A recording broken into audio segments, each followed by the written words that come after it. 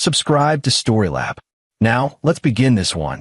The fluorescent lights in the county courthouse basement buzzed like dying wasps. Neil Bryant pushed his mop across the linoleum floor, the chemical smell of industrial cleaner mixing with the musty odor of old documents and bureaucratic decay. His hands that had once assembled sniper rifles in complete darkness, hands that had extracted targets from fortified compounds across 3 continents, now gripped a wooden handle worn smooth by years of repetitive labor. He was 42 but looked older. The kind of older that comes from seeing things that carve lines into a man's face like water cutting through stone. His daughter Megan said he had sad eyes even when he smiled. She was 17, brilliant, and the only thing in his life that made the transition from operator to janitor bearable. Neil had been Black Ops for 12 years. He'd worked for a unit that didn't officially exist, doing things that would never appear in any congressional hearing or declassified document. When his wife died of cancer 8 years ago, he'd requested out. They'd given him an honorable discharge, a decent pension, and a cover story as a logistics coordinator. He'd taken the janitor job in the small Montana town of Millbrook Creek because it was quiet, anonymous, and far from the places where people might recognize his face from operations that never happened. The courthouse was empty at 9 p.m. except for him and the occasional lawyer working late. Neil moved through the building like a ghost, invisible to the people whose lives played out in these rooms. He'd learned that invisibility was the greatest operational advantage. People didn't guard their words around janitors. They didn't lock file cabinets. They left computers logged in when they went to the bathroom. He'd accumulated more intelligence in 3 years of pushing a mop than most investigators gathered in entire careers. He knew which judges took bribes. He knew which prosecutors buried cases. He knew that Sheriff Bill Bridges ran this town like a personal fiefdom, and that his younger brother Gordon was a predator who'd been protected since high school. Neil dumped dirty water in the utility sink and checked his watch. Megan had a study group tonight. She was applying to MIT, Cornell, and Stanford, her grades immaculate despite losing her mother. She'd inherited her mother's brilliant mind and, unfortunately, her father's stubborn independence. She'd be home by 10. His phone buzzed. Unknown number. He almost didn't answer, but something made him pick up. Mr. Bryant? A female voice, young, shaking. Yes. This is Carrie Alvarez. I was in the study group with Megan. Mr. Bryant, something happened. You need to come to Mercy Hospital right now. The phone slipped slightly in his grip. What happened? There was an accident. Megan, she's alive, but you need to come now. Neil was already moving, his janitor's cart abandoned in the middle of the hallway. The part of him that had been dormant for 8 years, the operator who moved through hostile territory with perfect calculation, roared back to life. The hospital's fluorescent lights were somehow worse than the courthouse's. Neil's boots squeaked on the polished floor as he strode toward the emergency room, moving with a purpose that made nurses step aside instinctively. Carrie Alvarez waited in the lobby, a thin girl with dark hair and eyes red from crying. 2 other students huddled with her, looking shell-shocked. Mr. Bryant, Carrie started, but he was already past her, showing his ID to the desk nurse. My daughter, Megan Bryant. Where is she? The nurse's professional mask slipped for just a second, revealing something like pity. Room 7. The doctor will. Neil was already through the doors. Megan lay in a hospital bed, and Neil felt something inside him shatter and reconstitute into something harder, colder. Her face was bruised, one eye swollen shut. Her left arm was in a cast, but it was the hollow look in her good eye that stopped him. The look of someone who'd seen the worst of humanity and would never unsee it. Dad, she whispered and started crying. Neil crossed the room and took her good hand, sitting carefully on the edge of the bed. He didn't speak. He'd learned in interrogations that silence created space for truth. It was Gordon Bridges, she said finally. You know, the sheriff's brother. He was at Carrie's house when we got there for the study group. Her parents weren't home. He was drinking. He said some things, and I told him to leave us alone. He got angry. Neil's jaw tightened imperceptibly. His pulse, however, remained steady. Years of training. He grabbed me. Tried to, She couldn't finish. I fought. Carrie and the others tried to help, but he's so much bigger. He did things. And then when I kept fighting, he said I was a little bitch just like my dead mom. He dragged me to his truck, drove to Raven's Bridge, said he was going to teach me a lesson about respecting men who could make my janitor dad disappear. The heart rate monitor beside her bed spiked as she continued, her voice breaking. He threw me off. Dad, he threw me off the bridge. I don't know how I survived. The river was so cold. I managed to grab onto some rocks, pull myself to shore. A driver saw me on the road and called 911. A doctor entered, Dr. Ramon Avery, according to his name tag. Late 50s, comp and eyes. Mr. Bryant, I need to speak with you outside. In the hallway, Avery kept his voice low. 3 broken ribs, broken arm, severe bruising, mild hypothermia. She's lucky to be alive. That bridge is 40 feet above the water. She should have died. He paused. I've documented everything for the rape kit. The evidence is clear. Sheriff's office should be here shortly to take her statement. The sheriff, Neil repeated flatly. Standard procedure. The suspect is the sheriff's brother. Avery's expression shifted. I see. I'll make sure everything is properly documented. Sent to the state police as well. But they both knew how this would go in Millbrook Creek. Sheriff Bill Bridges arrived 30 minutes later. He was a big man, 6'3", 240, with the kind of swagger that came from 20 years of unchecked authority in a small town. His deputy, Bobby Hood, followed behind, looking uncomfortable. Bridges entered Megan's room without knocking. Miss Bryant, I need to ask you some questions about tonight's incident. Neil stood from his chair beside the bed, not without a lawyer present. Bridges turned his small, mean eyes on Neil. Just trying to get the facts, Bryant. Your daughter made some serious accusations. My brother says it was consensual, that she got angry when he wouldn't take things further, that she jumped off the bridge for attention. Classic false accusation scenario. Megan made a small, wounded sound. Neil's voice remained level, but something in his eyes made Bridges' hand drift toward his service weapon unconsciously. Your brother raped my daughter and attempted to murder her. The hospital has evidence. There are witnesses. Witnesses to what? A consensual encounter that got out of hand? Teenage girls do crazy things, Bryant. Besides, Bridges leaned in close enough that Neil could smell the whiskey on his breath. My family has deep roots in this county. 4th-generation law enforcement. I have immunity, both professional and judicial. Even if your daughter wasn't a liar, which she clearly is, nothing would happen to Gordon. So I suggest you teach her to be more careful about making accusations against her betters. The operator in Neil ran calculations. Bridges was armed, likely wearing a vest. The deputy in the hallway was younger, faster. Hospital security would respond in under 2 minutes. Cameras in the hallway, but not in the room. 17 potential witnesses on this floor. Collateral damage unacceptable with Megan present. Stand down. Patience. Intelligence gathering first. Get out, Neil said quietly. Bridges smiled, a predator's smile. I'm leaving you with a warning, Bryant. My brother is a respected businessman. You make trouble for him, you'll find out how complicated life can get for a has-been janitor and his lying daughter.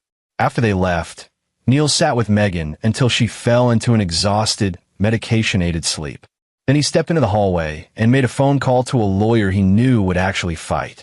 Clarence Sims specialized in going after dirty cops, and he owed Neil a favor from years back when Neil had provided testimony that freed one of his clients. I'll take the case, Sims said after hearing the basics. But Neil, you need to know, Bill Bridges owns the prosecutor's office. His brothers walked away from 4 assault charges in the last decade. The last girl who accused him ended up recanting after her family's business mysteriously burned down. I understand. Do you? Because I'm going to fight this legally, but the odds are not good. This town is theirs. Understand, Neil repeated. Do what you can through the legal system. After he hung up, Neil stood in the empty hallway and felt the old instincts clicking into place. He'd spent 12 years as a weapon aimed at enemies of the state. He'd operated in countries where law was a suggestion, where justice came from the barrel of a gun or the edge of a blade. Gordon Bridges had made one critical mistake.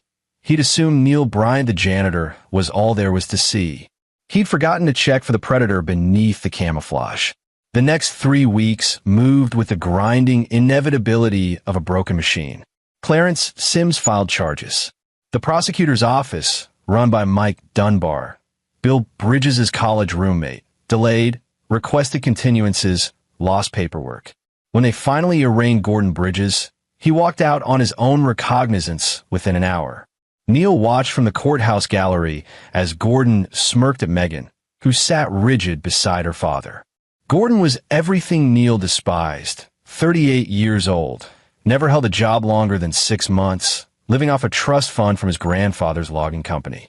He wore expensive clothes and drove a custom Range Rover. He had 3 DUIs that had been dismissed, 2 assault charges that disappeared, and now this. Judge Sergio Lloyd, who'd been appointed by Bill Bridges' political machine, set a trial date 6 months away and limited the evidence that could be presented. The rape kit, Lloyd ruled, was circumstantial. The witnesses were unreliable. Megan's testimony was potentially influenced by trauma. Neil sat through every hearing, taking notes in a small leather journal.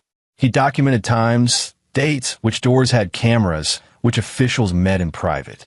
He mapped the courthouse's security system, identified blind spots, learned the patterns of everyone involved. At night, he researched. His security clearance was long expired, but he still had contacts. Former operators who'd moved into the private sector. Intelligence analysts who owed him favors. A CIA handler who'd gotten Neil out of a black site in Syria and would never forget it. Information came back in encrypted emails and dead drops. Gordon Bridges' financial records, cell phone data, property holdings, known associates, movement patterns. Megan withdrew from school. She couldn't sleep, couldn't eat. The brilliant, confident girl who'd been applying to Ivy League schools now flinched at loud noises and cried when she saw men who resembled Gordon. Neil found her one night in the bathroom with a bottle of pills, trying to find the courage to end her pain. He got her into therapy with Dr. Naomi Tate, one of the few people in town not connected to the Bridges family. Naomi was good, patient, skilled, but she pulled Neil aside after the 3rd session. She's developing PTSD. The lack of justice is compounding the trauma. She feels hunted, helpless. Unless something changes, I'm worried about her long-term prognosis. What do you recommend? Honestly? Leave.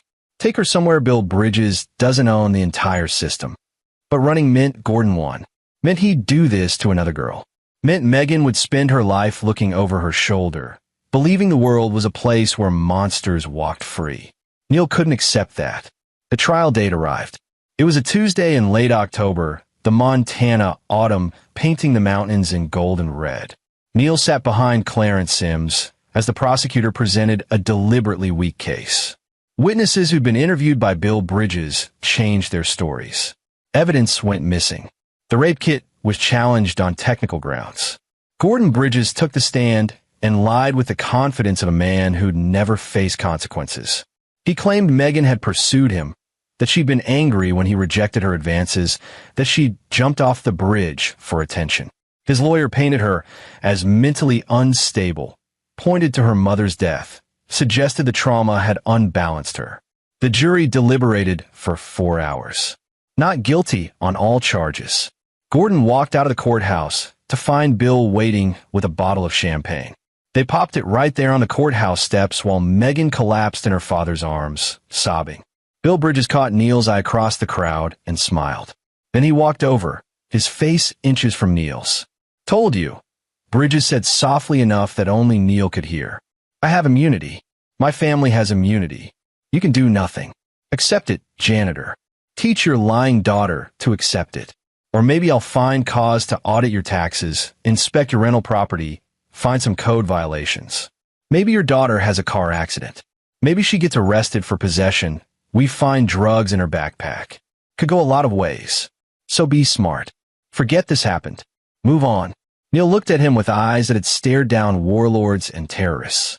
I understand. Good man. Keep your head down, Bryant. It's healthier that way. That night, Neil tucked Megan into bed, made sure she took her medication, and sat with her until she slept. Then he went down to his basement and opened the safe hidden behind a false wall panel. Inside were things Neil Bryant, the janitor, shouldn't have. Passports in 3 different names. Cash in various currencies. A laptop with military-grade encryption. Weapons that didn't exist in any registry. And files, detailed files on operations that had never officially occurred. He booted up the laptop and began drafting a mission plan with the same precision he'd once used to plan raids on Al-Qaeda compounds. Target assessment, threat analysis, asset inventory, operational timeline, contingency planning, exit strategy. Bill Bridges was right about one thing. Neil couldn't do anything through legal channels.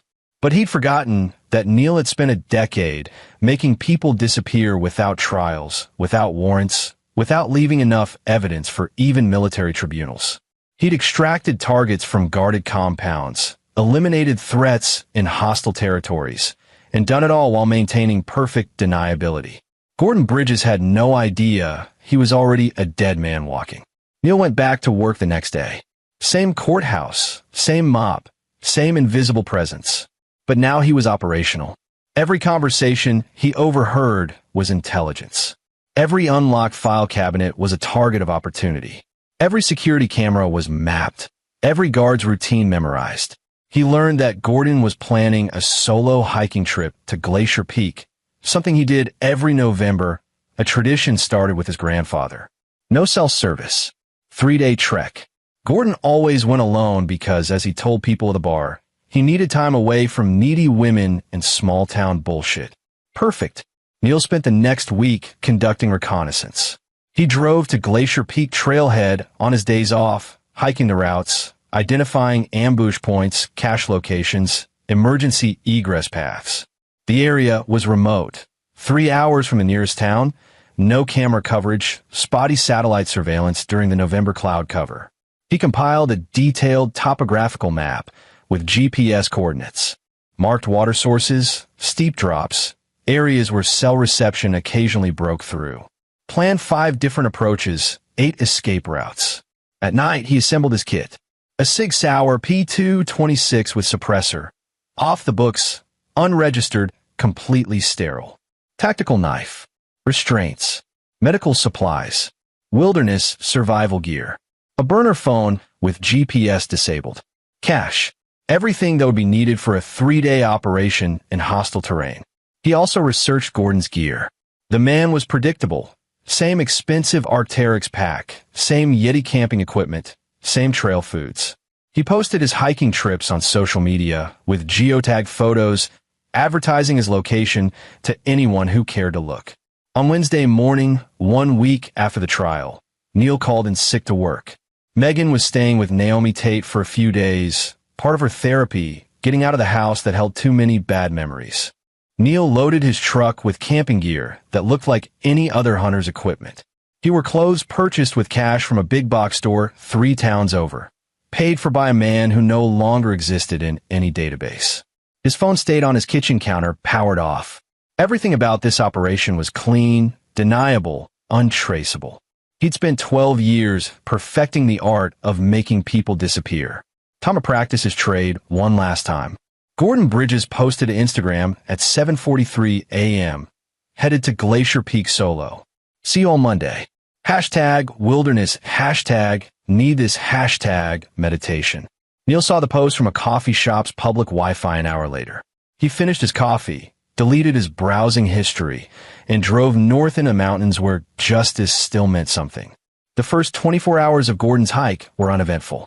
Neil shadowed him from a distance, moving through the forest with the silence his trainers had beaten into him during selection. Gordon was soft, careless. He played music on a portable speaker, scaring away wildlife. He left gear scattered at his first camp. He built his fire too big, announcing his location to anyone within miles. Amateur hour. Neil made Camp 2 ridges over, ate cold food, and reviewed his plan. The operation would happen on day 2, at a section of trail that bordered a steep ravine. Accidental falls were common in these mountains. Gordon would take a bad step, tumble down a 100-foot drop, and die from the injuries. Search and rescue would find his body days later, if ever. Clean, plausible, untraceable. But as Neil watched Gordon through long-range optics that second day, eating lunch and scrolling through his phone during a brief moment of reception, something shifted in his approach. Gordon was checking social media, laughing at comments, completely unaware he was in someone's crosshairs. This man had destroyed Megan, had taken a brilliant, confident girl and reduced her to a terrified shell who couldn't sleep without medication. He'd done it before to other girls. Neil's research had uncovered 3 similar incidents, all buried by Bill Bridges' machine. And he'd do it again because men like Gordon never stopped. A simple accident was too kind. Neil revised the plan. That night, Gordon made camp near a small lake. He built his fire, cooked freeze-dried food, and settled into his tent around 9 p.m. The temperature was dropping fast. November in Montana didn't forgive mistakes. At 2 a.m., when Gordon's breathing had settled into deep sleep rhythms, Neil moved in. He disabled Gordon's tent zipper with a small zip tie, a trick that looked like a manufacturing defect. Then he waited. Gordon woke at 6:30, groggy and cold. He struggled with the zipper for several minutes, growing frustrated, before tearing through the tent fabric with his knife. He was already off balance, already irritated. Neil watched from concealment as Gordon broke camp sloppily, leaving gear behind in his rush to get moving and warm up. The man was hypothermic around the edges, not thinking clearly. Perfect. The trail narrowed that afternoon, winding along the ravine. Loose scree made footing treacherous. Gordon was moving too fast, not testing his steps, focused on reaching the next campsite before dark. Neil followed at a distance, waiting. Then Gordon's foot slipped. He caught himself on a tree root, swearing, his pack's weight nearly pulling him over the edge. He stood there for a moment, breathing hard, staring down at the 100-foot drop. And Neil stepped out of the trees behind him. Gordon spun, eyes wide. Jesus, you scared the... Recognition flickered. Wait, you're that janitor. Bryant, what the hell are you doing here? Neil didn't speak. He just watched Gordon with the flat, empty eyes of a man who'd killed 27 people in 12 years of operations and lost count of the ones he'd helped disappear. Are you following me? Gordon's fear was morphing into anger, the default emotion of cowards. That's stalking, man. I'll have my brother arrest you. You think you're going to do something? You think you can touch me? Neil took a single step forward. Gordon scrambled backward, his foot catching on loose rock. Stay back. I'm warning you. Your brother said he has immunity, Neil said quietly. He said I could do nothing. He was wrong. You can't do this. You'll go to prison. Bill will destroy you. Prison is for people who leave evidence. Neil pulled out the suppressed Sig Sauer. I spent 12 years making people disappear without trials, without records. Your brother forgot to ask what I did before I was a janitor. Gordon's face went white. Please, I'll leave town. I'll confess. I'll do whatever you want. Please. You hurt my daughter. You threw her off a bridge. You destroyed her future because she wouldn't let you destroy her body. Neil's voice remained level, factual. Men like you don't stop. They escalate. The legal system failed. So I'm exercising an older form of justice. Please. Neil shot him in the right kneecap. Gordon collapsed, screaming, rolling away from the ravine edge. Neil stepped forward and shot him in the left kneecap. Both precise shots, non-lethal, maximizing pain. This is for every girl you hurt, Neil said. Every family you destroyed. Every moment of terror you inflicted. He dragged Gordon to a tree and secured him with military-grade restraints, the kind that didn't leave marks if removed within 72 hours. Then he administered a mild sedative, enough to keep Gordon manageable but conscious. Here's what happens now. Neil explained, his voice as calm as if discussing weather. You're going to experience what my daughter experienced. Fear, pain, helplessness. The knowledge that no one is coming to save you. He pulled out his satellite phone, untraceable, encrypted, and made a call. 20 minutes later, a helicopter appeared over the ridge. Not military, private contractor. The pilot, Andres Buck, was a former Night Stalker who owed Neil his life from an extraction in Fallujah. Package is ready, Neil said into his radio. The helicopter touched down briefly in a clearing. Two men emerged, Mel Richardson and Bruce Nixon, both former operators from Neil's unit. They loaded Gordon into the helicopter without a word, professional and efficient. "Where are we going?" Gordon sobbed. "Somewhere without immunity," Neil answered. "Somewhere where Bill Bridges' jurisdiction ends." They flew north into the deep Canadian wilderness, landing at a location that existed on no maps. An old CIA black site that had been officially decommissioned but remained operational for contractors doing off-the-books work. The facility was small, just a single building and a generator. But it had everything Neil needed. He spent the next 48 hours interrogating Gordon, extracting confessions about every crime he'd committed. Recorded video, DNA samples documented evidence of abuse going back 15 years. Gordon broke quickly, weeping and confessing to things Neil hadn't even known about. Neil packaged the evidence carefully, making copies, encrypting files. Insurance. Leverage.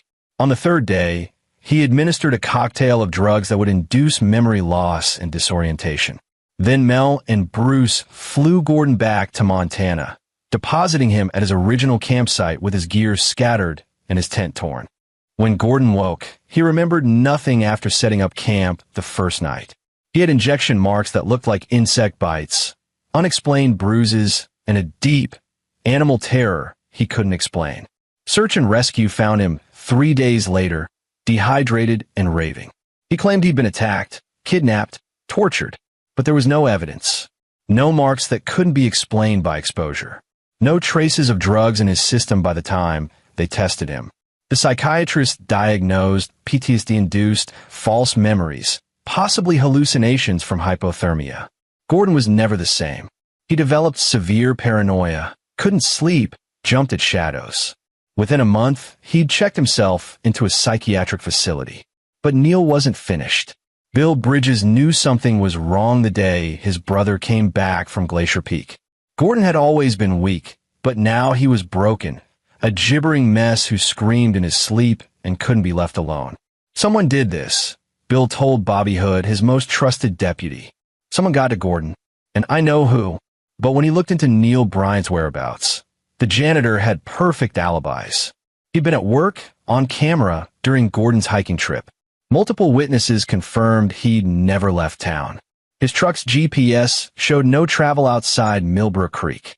Still, Bill's instinct screamed that Bryant was responsible. He started digging. Background checks, financial records, employment history. That's when he found the inconsistencies. Neil's past was too clean, too vague. Logistics coordinator for a contractor that barely existed in public records. 12 years with gaps that didn't quite add up. Bill made calls to contacts in federal law enforcement. Most stonewalled him, but one, a DEA agent who owed him a favor, came back with a warning. Whatever you think you found, drop it. Neil Bryant's file is sealed at a level I've never seen. Multiple agencies have flags on it. You start pulling threads, you're going to get attention you don't want. Who the hell is he? Someone you should have left alone. My advice? Forget this. Move on. But Bill Bridges had never backed down from a fight. He pressured the prosecutor's office to investigate Neil for stalking. They found nothing. He had the police follow Neil. The janitor's life was utterly routine. Work, home, visiting his daughter at therapy. Then anonymous packages started arriving at Bill's office. The first contained photographs of his brother with multiple women, evidence of assaults Bill had buried. The second had financial records showing Bill had embezzled county funds to pay off Gordon's victims. The third was video footage of Bill threatening a witness in Gordon's case. Each package came with a note. Justice always finds a way. Bill tried to trace the packages. Impossible. They were mailed from different states, postmarked randomly, impossible to connect. His political allies started distancing themselves. The state police received anonymous tips about corruption in his department. The FBI opened an investigation into civil rights violations. His carefully built machine started crumbling. In desperation, Bill confronted Neil at the courthouse one night. "I know it was you," Bill said, blocking the janitor's path in an empty hallway. "I don't know how, but I know. You destroyed my brother. You're coming after me. I won't let you." Neil stopped mopping and looked at him with those same flat, dead eyes. Your brother destroyed himself. So did you. I'm just a janitor. Bullshit.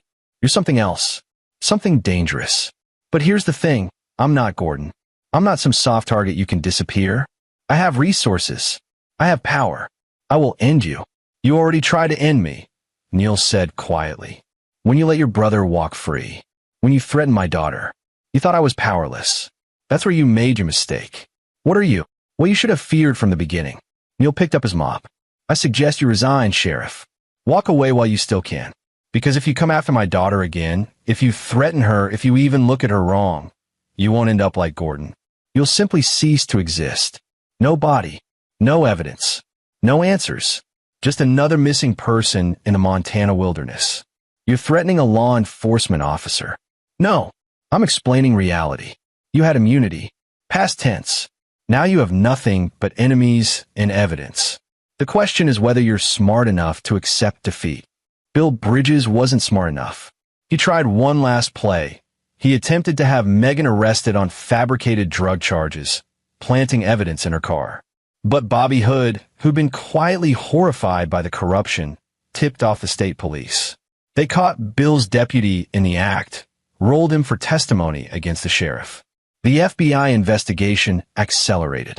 Within 3 weeks, Bill Bridges was arrested on federal charges: obstruction of justice, witness tampering, civil rights violations, and 3 counts of corruption. His trial was in Denver, far from his home jurisdiction.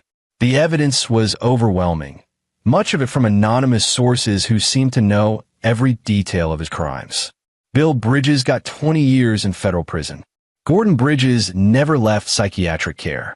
His confessions, recorded during those lost 48 hours, somehow found their way to victims' rights organizations. Civil suits piled up. His trust fund was depleted by settlements. He lived the rest of his life in a fog of medication and fear, jumping at shadows that sometimes weren't shadows at all.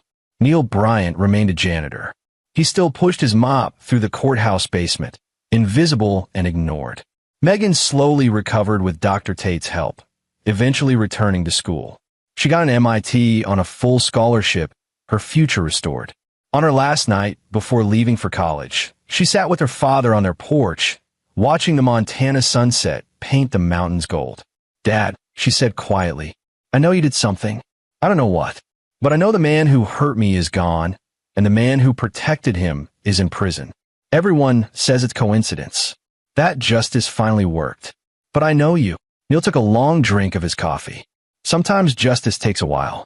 Sometimes it comes through official channels. And sometimes it doesn't. He looked at his daughter, no longer broken, no longer terrified. Strong, whole, ready to face the world. Sometimes, he admitted, the only justice is the kind you make yourself. But that's a dangerous road, one I hope you never have to walk. Because you already walked it for me. Because I'm your father. And some things are worth any price. Megan was quiet for a long moment. Thank you. Always. A year later, during Thanksgiving break, Megan came home from MIT. She found her father in the basement, where he kept his safe. The false wall panel was open, unusual, as he normally kept it hidden. Inside were his old operational materials. Files, documents, equipment, and a letter addressed to her, to be opened only if something happened to him. She started to reach for it, but Neil appeared behind her. Not yet, he said. Hopefully never. But if the day comes when you need to know the full truth, it's there. What did you do, Dad? Really?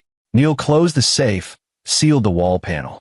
I was a weapon for 12 years, aimed at enemies of the state. When they hurt you, when the system failed, I became a weapon again. But this time I chose the target. Did you kill him? No. I did something worse. I made him live with the consequences of his actions, made him experience the terror he inflicted, and I made sure his protector fell with him. Was it worth it? The risk? Neil turned to face his daughter, brilliant, strong, alive. You're here. You're whole. You're going to do great things. So yes, it was worth everything. They stood in the basement for a moment, father and daughter, bound by a justice that existed outside courtrooms and legal codes. I love you, Dad. I love you too, sweetheart. Now come on. Your aunt's waiting for Thanksgiving dinner. They went upstairs, leaving the past sealed behind a false wall where it belonged. In a Montana night, the mountains stood eternal and indifferent, keeping secrets that would never be told. Neil Bryant remained a janitor, an invisible man with a mop and a quiet life. But in the shadows where official justice ended and personal reckoning began, he was something else entirely. He was the reckoning that predators forgot to fear, and he was still watching. This is where our story comes to an end. Share your thoughts in the comments section. Thanks for your precious time. If you enjoyed this story, then please make sure you subscribe to this channel. That would help me a lot. Click on the video you see on the screen, and I will see you there.